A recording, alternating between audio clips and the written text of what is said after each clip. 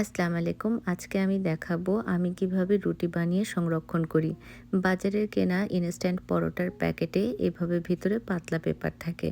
এই পাতলা পেপারগুলো পরোটা বা রুটি সংরক্ষণ করার জন্য বেশ ভালো। আপনারা যখন রুটি বা পরোটা বানাবেন কোনো প্রিজারভেটিভও ব্যবহার করতে হবে না। পেপারগুলো রেখে মাঝখানে একটা করে রুটি বা পরোটা রেখে আরেকটা পেপার রাখবেন। এভাবে ব্যবহার করতে পারেন। এখন আসি কিভাবে পরিষ্কার করবেন। আমি বাজার থেকে যখন ইনস্ট্যান্ট পরোটা কিনি সেগুলো পেপার জমা করে রাখি। পরে ব্যবহার করার আগে একবার সাবানে পরিষ্কার করে নেই।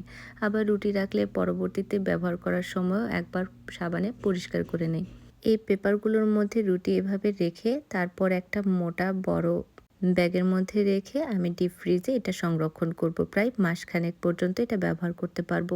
যারা চাকুরি করেন প্রতিদিন রুটি বানানো সম্ভব না, তারা এভাবে চাইলে রুটি বানিয়ে সংরক্ষণ করে পরে খেতে পারবেন। আমার ভিডিও ভালো লাগলে অবশ্যই লাইক, ফলো, শেয়ার দেবেন। আল্লাহ হাফেজ।